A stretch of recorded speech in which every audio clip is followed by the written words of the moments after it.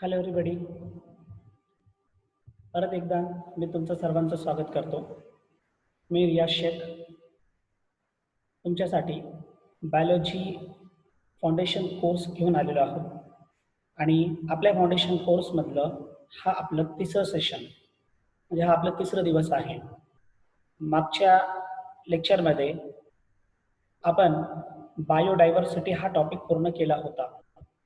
आता आपल्याला महत्त्वाच्या टॉपिककडे वळायचं आहे की ज्याच्यामध्ये तुमच्या सभोवताली किंवा तुमच्या सराउंडिंगमध्ये प्रेझेंट असलेले जे काही ऑर्गॅनिझम्स आहेत तर त्या सर्व लिव्हिंग ऑर्गॅनिझम्सला आपण क्लासिफिकेशनद्वारे वेगवेगळ्या किंगडममध्ये डिवाइड केलं. लास्ट टाइम मी तुम्हाला त्या किंगडमला इंट्रोड्यूस केलं होतं. आज या ठिकाणी आपण त्यातले प्रत्येक किंगडम बेसिक लेवलला पाहणार आहोत, जेणेकरून याच्या सहाय्याने 11वीला जे टॉपिक आहे त्याच्याशी रिलेटेड तर त्या टॉपिक बरोबर तुम्ही इझिली कनेक्ट होऊ शकाल. तर आपण या किंगडम्सची आपण सुरुवात करत आहोत. आज आपण जे काही बघणार आहोत 5 किंगडम आहेत जे डॉक्टर R.H. विटाकर यांनी सांगितलेले आहेत, म्हणजे त्यांनी शोध लावलेले, ज्यामध्ये kingdom Monera, kingdom Protista, kingdom फंगाय, kingdom Plantae आणि किंगडम ॲनिमालिया. हे सुरू करण्यापूर्वी मी तुम्हाला सांगू इच्छितो की हे जे काही किंगडम आहेत हे सगळे किंगडम स्पेसिफिक बेसिसवरती तयार करण्यात आलेले आहेत. यासाठी सर्वात महत्त्वाची गरज किंवा बेसिक नीड आपण ज्याला म्हणूया हे समजण्यासाठी तुम्हाला टाइप्स ऑफ सेल माहीत असणं गरजेचं आहे. म्हणजे आपण सिम्पली त्याला म्हणूया सेल्सचे प्रकार. आता तुम्हाला यापूर्वी तुम्ही इयत्ता 9वी मध्ये स्टडी केलेला असाल. There are 2 type of cell on the basis of their nature. एक आहे प्रोकॅरियोटिक सेल, एक आहे प्रोकॅरियोटिक सेल आणि दुसरं आहे दॅट इज यूकॅरियोटिक सेल. आता प्रोकॅरियोटिक सेल जे आहेत ज्याचं नेचर सिंपल असतं, ज्याचे ऑर्गॅनिझम्स हे सिंगल सेल्युलर असतात, ठीक आहे. तर यूकॅरियोटिक ज्याचं नेचर कॉम्प्लेक्स असतं आणि ज्यामध्ये पूर्णपणे न्यूक्लियस प्रेझेंट असतो आणि ज्याचे ऑर्गॅनिझम्स जे आहेत ते काही प्रमाणामध्ये कॉम्प्लेक्स किंवा मल्टी सेल्युलर असतात, तर असे यूकॅरियोटिक. आणि ह्या प्रोकॅरियोटिक यूकॅरियोटिकच्या बेसिसवरती सुरुवातीला ह्या ऑर्गॅनिझम्सला डिवाइड केलं. म्हणजे तुम्ही प्रोकॅरियोटिक जर घेत असाल तर all prokaryotes are comes under kingdom Monera. सगळेचे सगळे प्रोकॅरियोट्स जे आहेत ते किंगडम मोनेरामध्ये येतात. आणि यूकॅरियोट्स सगळे प्रकारचे यूकॅरियोट्स जे आहेत मग किंगडम प्रोटिस्टा, फंगाय, प्लांटी आणि ॲनिमालिया या चारही प्रकारामध्ये यूकॅरियोटिक ऑर्गॅनिझम येतात. हा काही प्रमाणामध्ये डिव्हिजन आहे. म्हणजे किंगडम प्रोटिस्टा जर तुम्ही बघितलात तर किंगडम प्रोटिस्टा हे सगळे युनिसेल्युलर, दे आर युनिसेल्युलर यूकॅरियोट्स. तर फंगाय हे युनि ऑर हे तुम्हाला युनि किंवा मल्टी सेल्युलर भेटतील, परंतु यांच्यामध्ये जे ऑर्गॅनिझम्स आहेत ते सिंपल ऑर्गॅनिझम्स आहेत. तर प्लांटी हे सगळे मल्टी सेल्युलर ऑर्गॅनिझम आहेत कॉम्प्लेक्स, आणि Animalia they are multi cellular and movable organisms, ठीक आहे. तर या पद्धतीने ह्या सगळ्या ऑर्गॅनिझम्सची डिव्हिजन होते. आपण हे प्रत्येक जो किंगडम आहे हा प्रत्येक किंगडम आपण सेपरेटली या ठिकाणी पाहणार आहोत वन बाय वन. यामध्ये सुरुवात करूया आपण किंगडम मोनेरा पासून. आता हे जे किंगडम मोनेरा आहे मी तुम्हाला सुरुवातीलाही सांगितलंय आणि पूर्णपणे क्लिअरली मेन्शनही केलंय की किंगडम मोनेरा जे आहेत these are kingdom Monera are the prokaryotic organisms. सुरुवातीला किंगडम मोनेराकडे जाण्यापूर्वी थोडंसं मी तुम्हाला हिस्ट्री सांगतो 5 किंगडम क्लासिफिकेशनची.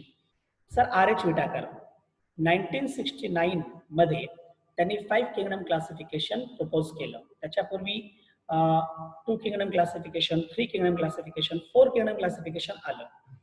हे आपण इन डेप्थ इयत्ता 11वी मध्ये स्टडी करणार आहोत. तर 5 किंगडम क्लासिफिकेशन मध्ये आपण मोनेरा, प्रोटिस्टा, फंगाय, प्लांटी आणि ॲनिमालिया असे 5 प्रकारचे ऑर्गॅनिझम्स पाहतो. जो मेन बेस आहे किंवा मेन क्रायटेरिया आहे या क्लासिफिकेशनचा तो म्हणजे मी तुम्हाला सुरुवातीला सांगितलं होतं की मेन जो बेस किंवा मेन जो क्रायटेरिया आहे तो म्हणजे काय, तर सेल स्ट्रक्चर हा मेन क्रायटेरिया. त्याच्यानंतर मग बॉडी ऑर्गनायझेशन, ज्याला आपण थॅलॉइड ऑर्गनायझेशन म्हणतो. त्यानंतर मोड ऑफ न्यूट्रिशन. नीट मध्ये प्रश्न विचारलेला आहे की basic criteria for classification of 5 kingdom level. तर त्याचं ऍक्च्युअल उत्तर आहे मोड ऑफ न्यूट्रिशन. ध्यानात ठेवा विद्यार्थ्यांनो, तसं मी तुम्हाला या दाखल्यामध्ये सांगणार आहेच. ठीक आहे. त्यानंतर रिप्रोडक्शन आणि फायलोजेनिक रिलेशनशिप. नवीन वर्ड आहे तुमच्यासाठी, फायलोजेनेटिक रिलेशनशिप. फायलोजेनेटिक काय प्रकार आहे? Phylogenetic it represent the evolutionary condition. Phylogenetic काय करतं? इव्होल्युशनरी कंडिशन रिप्रेझेंट करतात. तर इव्होल्युशनरी कंडिशन म्हणजे काय? सुरुवातीला एक्स अँड वाय हे सुरुवातीचे पॅरेंट असतील.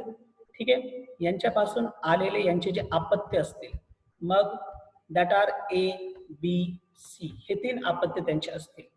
त्यानंतर यापैकी बी चं मॅरेज हा समजा झेड बरोबर झालं, तर यांच्यापासून आलेले अपत्य, मग यांच्यापासून आलेले अपत्य आपण त्यांना नाव देऊ डी ई एफ या पद्धतीने. ठीक आहे. परत यांचं मॅरेज, यांच्यामध्ये कोणाचं तरी मॅरेज आणि पुढे कंटिन्यू, हे जनरेशन टू जनरेशन कंटिन्यू होत चालले. मग आपण याच्यानुसार काय सांगू? This is an first generation. त्यानंतर आपण याला म्हणूया this is an second generation, आणि याला म्हणूया this is an third generation. Okay. तर हे जनरेशन्स आपण कशाद्वारे काढलेत किंवा या पद्धतीचं चार्ट आपण कशाद्वारे काढलं? तर it is because of phylogenetic relationship. मला क्लिअर झालं असेल व्हॉट इज फायलोजेनेटिक रिलेशनशिप. ठीक आहे. तर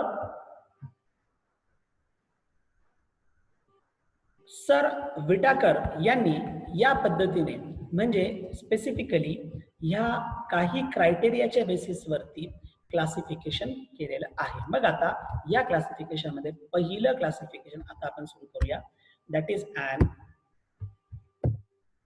किंगडम मोनेरा.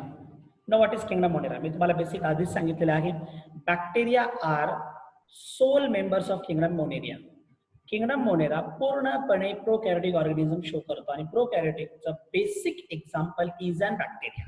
ध्यानात राहील, प्रोकॅरियोटिकचं बेसिक एक्झाम्पल काय आहे? The basic example of prokaryotic is a bacteria. हे बेसिक आहे. मग बॅक्टेरिया वेगवेगळ्या प्रकारचे आहेत, ते आपण पुढे जाऊन पाहूया. They are the most abundant micro organism. तुमच्या सराउंडिंग मध्ये सर्वात जास्त प्रमाणामध्ये जर कोणते ऑर्गॅनिझम असतील जे तुमच्या डोळ्याने सुद्धा तुम्ही पाहू शकत नाही, दे आर मायक्रो ऑर्गॅनिझम्स, तर ते आहेत बॅक्टेरिया. म्हणजे बॅक्टेरिया 4 ग्रुपमध्ये डिवाइड झाले. They are divided into 4 groups: coccus, bacillus, vibrium and spirillum. हे 4ही ग्रुप तुम्हाला तुमच्या समोर दिसतात. मी 4ही ग्रुप क्लिअर करतो. तुमच्यासमोर इथे दिलेले आहेत. कॉकस आर स्पेरिकल, जे गोलगोल असतात, स्पेरिकल असतात, त्यांना आपण कॉकस म्हणतो. बॅसिलस जे रॉड शेप असतील. विब्रियम जे कोमा शेप्ड असतील. कोमा तुम्हाला सगळ्यांना माहित आहे. पहा, कॉकस जे ओव्हल असतील किंवा स्पेरिकल असतील. Bacillus that are rod shaped bacteria. त्यानंतर vibrium that is an comma shaped bacterium, आणि spirillum that are spiral shaped bacterium. ठीक आहे. तर मी याचे जे एक्झाम्पल्स आहेत तुम्हाला दाखवतो. बॅसिलस तुम्हाला दिसते पहा, रॉड शेप्ड. याच्यामध्ये जे एक्झाम्पल्स आहेत तुम्हाला राईट साईडला हे एक्झाम्पल्स दिसत असतील. तर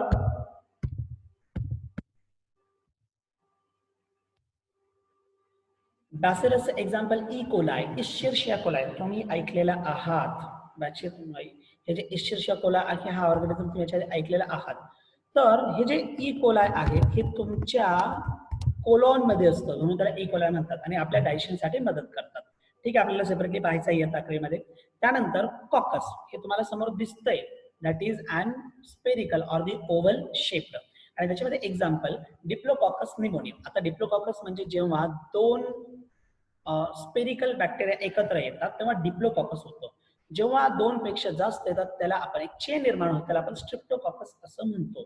ठीक आहे. तर डिप्लोकॉकस निमोनिया, स्ट्रिप्टोकॉकस, किंवा आपण याच्यामध्ये भरपूर एक्झाम्पल्स घेऊ शकतो. आणखीन मोनोकॉकस, जेव्हा सिंगल कॉकस किंवा सिंगल स्पेरिकल स्ट्रक्चर जेव्हा येतो तेव्हा तो सिंगल असतो. आता हे जे एक्झाम्पल मी तुमच्या समोर ठेवलं आहे, दॅट इज अन डिप्लोकॉकस निमोनियम. तर हा एक्झाम्पल स्पेसिफिकली आहे निमोनिया डिसीजसाठी. नंतर विब्रियम, हे तुम्हाला इथं बॅक्टेरिया ऑलरेडी दिसतोय पहा, कॉमा शेप्ड. आपण जसं कॉमा देतो ना त्या पद्धतीने हा कॉमा शेप बॅक्टेरियम तुम्हाला इथे दिसतोय. तर विब्रियम याचं एक्झाम्पल आहे विब्रियो कॉलरी. आता विब्रियो कॉलरी हा bacteria it is responsible for cholera disease in your body. नंतर स्पायरुलम, दे आर, हे तुम्हाला दिसतंय इथं, that is spiral or the spiral shape. Example me spiral shape bacterium तुम्हाला इथं दिलेलं आहे. ठीक आहे, पुढे जाऊया आपण आता. Next slide, that is archaebacteria. आता हे जे बॅक्टेरिया आहेत they are classified into various types. त्याच्यामध्ये सर्वात एन्शंट म्हणजे सर्वात जुने बॅक्टेरियम जर कोणी असेल तर त्यांना आपण म्हणतो आर्कीबॅक्टेरियम. ध्यानात ठेवा, त्याच्यातला पहिला पॉईंट, दे आर एन्शंट, सर्वात जुने, पृथ्वीवरती पहिले आलेले आपण म्हणूया archaebacteria. Second, they are live in extreme environment. ते एक्स्ट्रीम एन्व्हायरमेंट मध्ये राहू शकतात, म्हणजे जास्त टेम्परेचरच्या एन्व्हायरमेंट मध्ये राहू शकतात किंवा ते जास्त ह्युमिडिटी मध्ये राहू शकतात, जास्त पीएच असलेल्या एन्व्हायरमेंट मध्ये राहू शकतात, जिवंत राहू शकतात. That are the archaebacteria. Example methanogens. आता मेथॅनोजन्स मोस्टली हे जे बॅक्टेरिया आहेत ते मेथेन प्रोड्यूस करणारे बॅक्टेरिया, जे रुमिनंट जे ऑर्गॅनिझम्स असतात, ॲनिमल असतात, त्यांच्या रुमेन मध्ये म्हणजे स्टमक मध्ये प्रेझेंट असतो. पुढे जाऊया आपण. आर्कीबॅक्टेरिया नंतर दुसरा आहे यू बॅक्टेरिया. आर्कीबॅक्टेरिया हे एन्शियंट बॅक्टेरिया होते. आपण त्यांना फॉल्स बॅक्टेरिया म्हटलं तरी चालेल, म्हणजे कम्प्लीट बॅक्टेरियल स्ट्रक्चरची शो करत नव्हतं. पण you bacteria they are the true bacteria. You bacteria जे आहेत they are the true bacteria. ठीक आहे, आता ट्रू बॅक्टेरियम मी या ठिकाणी मेन्शन केलेलं आहे, तरी मी सेपरेट पॉईंट तुमच्यासाठी मेन्शन करतो. त्यामध्ये एक दे आर ट्रू, यू म्हणजे ट्रू बॅक्टेरिया. त्यानंतर second most important thing is that ते सगळीकडे प्रेझेंट आहेत. ते प्रेझेंट एव्हरीवेअर, सगळीकडे प्रेझेंट आहेत. म्हणजे इथं तुम्ही एक्झाम्पल पाहता सियानोबॅक्टेरिया, नॉस्ट्रोगॅनामेना. सियानोबॅक्टेरिया ब्लू ग्रीन अल्गे यांना म्हणतात, जे ग्रीन बॅक्टेरिया आणि जे फोटोसिंथेसिस करू शकतात. नॉस्ट्रोगॅनामेना त्यांचे एक्झाम्पल्स आहेत. ठीक आहे, पुढे जाऊ आपण आता. नेक्स्ट सेकंड थर्ड टाइप जो आहे मायकोप्लाझ्मा. हे मागचे जितके बॅक्टेरिया होते सगळ्यांना सेल वॉल होता, मायकोप्लाझ्माला सेल वॉल नसतो. आणि सर्वात घातक असे बॅक्टेरिया जर कोणी म्हटलं तर आपण मायकोप्लाझ्मा, म्हणजे आपल्या बॉडीमध्ये जर आपण त्याला म्हणूया निमोनिक डिसीजेस जर फॉर्म करणारा कोणी असेल तर दॅट इज मायकोप्लाझ्मा. मायकोप्लाझ्माचं स्ट्रक्चर मी तुमच्या समोर इथे दिलेलं आहे. याला सेल वॉल नसतो, they don't having any cell wall, त्यांना कोणत्याही प्रकारचे सेल वॉल प्रेझेंट नाही. बाकी सगळ्या प्रकारचे स्ट्रक्चर्स बॅक्टेरियाच्या आतमध्ये प्रेझेंट असतात. ठीक आहे, हा तिसरा एक प्रकार होता बॅक्टेरियमचा. त्यानंतर पुढे जाऊयात. सेकंड पुढचा किंगडम आहे that is kingdom Protista. Kingdom Protista कसं तुम्ही यांना ध्यानात ठेवणार पहा. All single celled eukaryotes, all single celled eukaryote, आपण यांना युनिसेल्युलर असं म्हणतो. They are unicellular. All single cellular eukaryote are comes under the kingdom Protista, ते सगळे. But the boundaries of this kingdom are not well defined.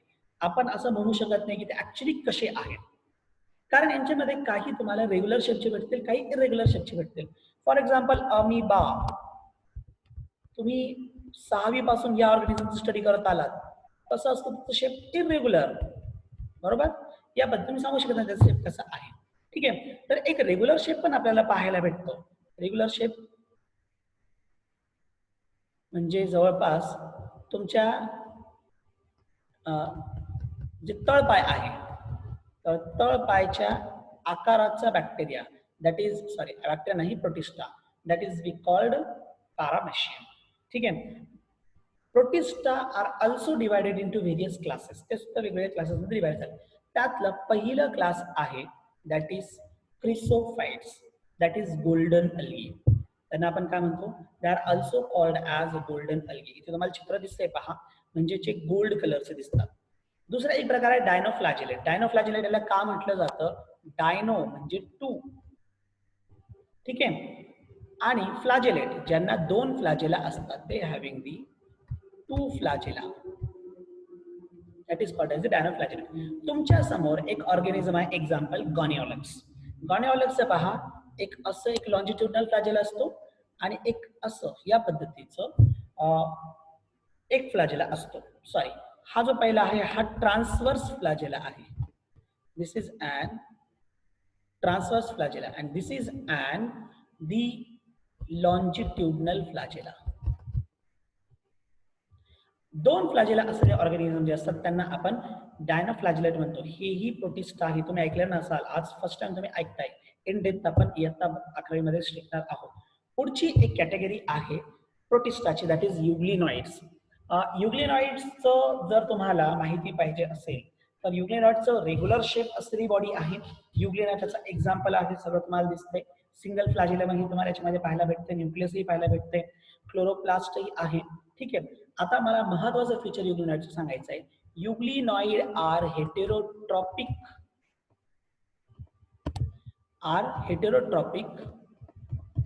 as well as phototropic.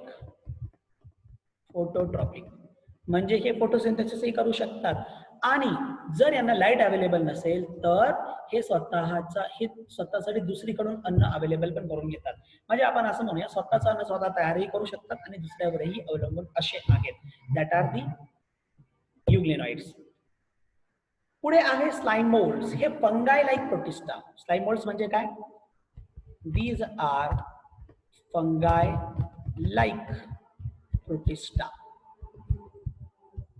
ठीक आहे. तर प्रोटिस्टाचा हा एक प्रकार, that is an slime moulds. Fungi like म्हणजे दे आर कम्प्लिटली हेटेरोट्रॉपिक. हे कसे आहेत? They are completely heterotrophic organisms. पुढे जाऊया आपण प्रोटोझोन्स. मग तुम्ही अमीबा, पॅरामीशियम हे जे एक्झाम्पल स्टडी केलात ना किंवा ऐकलात ना, ऑल आर प्रोटोझोन्स. ठीक आहे. मग प्रोटोझोन्स, ऑल प्रोटोझोन्स आर हेटेरोट्रॉप्स. हे सगळे कसे आहेत? They R all heterotrophs and live as A predator. म्हणजे त्यांचे होस्ट, त्यांचे प्रे आहेत, ते प्रिडेटर म्हणून काम करतात, ऑर पॅरासाइट. जसं एंटॅमिबा हिस्टोलिटिका एक एक्झाम्पल आहे. तर तो अमिबियासिस हा डिसीज आपल्या बॉडीमध्ये फॉर्म करतो.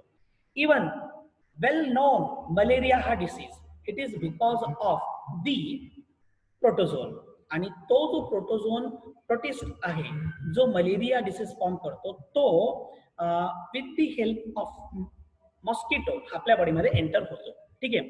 तर हे जे प्रोटोझोन्स आहेत त्यांचे 4 महत्वाचे ग्रुप्स आहेत. त्यामध्ये एक आहे दॅट इज अमिबॉइड प्रोटोझोन. एक आहे अमिबॉइड, एक्झाम्पल तुमचा अमिबा. एक आहे फ्लॅजेलेटेड प्रोटोझोन, ज्याला फ्लॅजेला असतं. एक आहे सिलिएटेड प्रोटोझोन, एक्झाम्पल तुमचं पॅरामेशियम. पॅरामेशियम जो आहे तो सिलिएटेड प्रोटोझोन आहे. आणि स्पोरोझोन, यापैकीच तुमचं मलेरियल पॅरासाइट येतो. असे 4 महत्वाचे कॅटेगरीज आहेत प्रोटोझोनचे. पुढे जाऊया आपण आता. मग प्रत्येकी सेपरेट आपण पाहूयाचा. फ्लॅजिलेटेड प्रोटोझोन एक्झाम्पल झाला तर तुम्हाला आता एक्झाम्पल स्टडी करायचं. फ्लॅजिलेटेड प्रोटोझोन मध्ये एक्झाम्पल आहे ट्रिपॅन्सोमा, तुम्हाला समोर दिसतंय. त्यानंतर स्पोरोझोन्स मध्ये एक्झाम्पल आहे प्लाझ्मोडियम, प्लाझ्मोडियम व्हायवॅक्स, प्लाझ्मोडियम मलेरियासाठी रिस्पॉन्सिबल. त्यानंतर सिलिएटेड प्रोटोझोन, ज्यांना सिलिया असतं, दॅट इज पॅरामेशियम. तुम्हाला हे पहा, या ट्रिपॅन्सोमामध्ये तुम्हाला फ्लॅजेला दिसतात निळ्या कलरचे. त्यानंतर स्पोरोझोन यांना फ्लॅजेला नसतात, दे आर विदाउट फ्लॅजिलेटेड. परंतु सिलिएटेड प्रोटोझोन यांना काय असतात? सिलिया असतात. मी तुम्हाला याच्या आधी पण फिगर काढून दिली पॅरामेशियमची. हे जे आहेत ना, हे साईडचे हेअर लाईक अपीअरन्स आपण ज्याला म्हणतो, दॅट आर ऑल सिलिया. हे सगळेचे सगळे सिलिया आहेत. ठीक आहे. मग सिलिया असल्या कारणानं यांना आपण सिलिएटेड प्रोटोझोन्स असं म्हणतो. आपण पुढे जाऊया आता next kingdom, that is kingdom फंगाय. बुरशी आपण ज्याला म्हणतो, म्हणजे आपल्या अवतीभोवती आणखीन एक ऑर्गॅनिझम आहे बुरशी. आता याच्यामध्ये काही युनिसेल्युलर असतात. एक्झाम्पल तुमचं ईस्ट. बटरमध्ये बटर, टोस्ट, खारी खाल्लात, सगळ्यांमध्ये ईस्ट टाकला जातो आणि ईस्ट हा सिंगल सेल्युलर ऑर्गॅनिझम आहे. तर मल्टी सेल्युलर मध्ये तुम्ही मशरूम, तुम्हाला माहिती आहे, इथे एक फिगर पण दिसते तुम्हाला मशरूमची फिगर. मशरूम मल्टी सेल्युलर आहेत, भरपूर एक्झाम्पल्स आहेत, पण मी तुमच्या समोर ठेवलं. तर फंगाय काय आहेत? The fungi constitute a unique kingdom of heterotrophic organism, separate kingdom आहे. They show a great diversity in morphology and habitat. त्यांच्या राहण्यामध्ये, त्यांच्या स्ट्रक्चरमध्ये, बॉडीमध्ये कितीतरी तुम्हाला सेपरेट स्ट्रक्चर्स भेटतील. Great morphology, diversity in morphology, वेगवेगळ्या प्रकारचे स्ट्रक्चर्स पाहायला भेटतील. आता हे सुद्धा क्लासिफाय झाले व्हेरियस क्लासेसमध्ये. त्यामध्ये एक आहे दॅट इज फायकोमायसिटीज. फायको म्युकर हा त्याचा एक्झाम्पल आहे. फायकोला आपण क्लब फंगाय सुद्धा म्हणतो. These are called as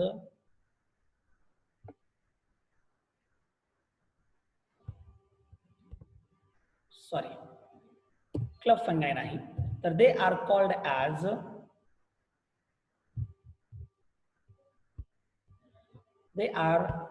as plant like fungi, परंतु दे आर नॉट ऑटोट्रॉपिक. दुसरा आहे ascomycetes. Asco sac like fungi. Sac like fungi म्हणजे सॅक सारखं स्ट्रक्चर यांचं असतं. एक्झाम्पल ॲस्परजिलस. बेसिडियोमायसिटिस यांना म्हणतात क्लब फंगाय. ज्यांचे सेल्स क्लब झाले, एक्झाम्पल ॲगॅरिकस, पुस्टिलॅगो. मशरूम, हे मशरूमचे कॅटेगरीज आहेत, ॲगॅरिकस आणि Pustilago. All are the category of mushroom. ठीक आहे, पुढे जाऊया आपण. ड्यूटेरोमायसिटिस ही एक कॅटेगरी आहे फंगायची.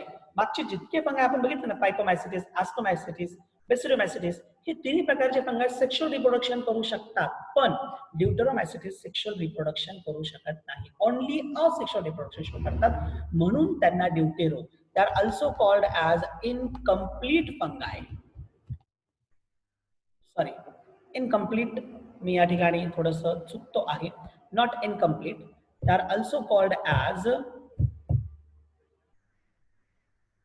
Called as imperfect fungi. ज्यांच्यामध्ये सेक्शुअल रिप्रोडक्शन असेल तर त्यांना आपण परफेक्ट फंगाय म्हणतो, यांच्यामध्ये नाही म्हणून इम्परफेक्ट. एक्झाम्पल अल्टरनारिया आणि ट्रायकोडर्मा. ठीक आहे, दिस आर ऑल फंगाय. आपण पुढची कॅटेगरी पाहूया. आपण कायमच पाहतो आपल्या समोर, that is an kingdom planting. Kingdom planting includes all eukaryotic chlorophyll containing organism commonly called as the plant. Chlorophyll containing because they show photosynthesis. आणि जवळपास सगळे जे आहेत प्लांट्स तुम्हाला ग्रीन कलरचे दिसतात. ठीक आहे, तर किंगडम प्लांटिंग मध्ये इथे तुमच्या समोर एक्झाम्पल अँजिओस्पर्म, सूर्यफुलाचा एक्झाम्पल दिसतोय. जिम्नोस्पर्म मध्ये तुम्हाला सायकलचा एक्झाम्पल दिसतोय. जिंको, कोनिफर, इपेंड्रा, हे सगळे व्हेरियस एक्झाम्पल्स आहेत जिम्नोस्पर्म्सचे. तर किंगडम प्लांटिंग हे 5 कॅटेगरीमध्ये डिवाइड झाले. आता त्याच्यामध्ये 2 मेजर आहेत. त्यामध्ये एक आहे दॅट इज सीड बिअरिंग आणि दुसरा आहे नॉन सीड बिअरिंग. अँजिओस्पर्म आणि जिम्नोस्पर्म दोन्हीही सीड बिअरिंग आहे. अँजिओस्पर्म आणि जिम्नोस्पर्म दोन्हीही सीड बिअरिंग आहेत. तर अल्गी, ब्रायोफाइट आणि टेरिडोफाइट हे 3 जे आहेत ते नॉन सीड बिअरिंग आहेत.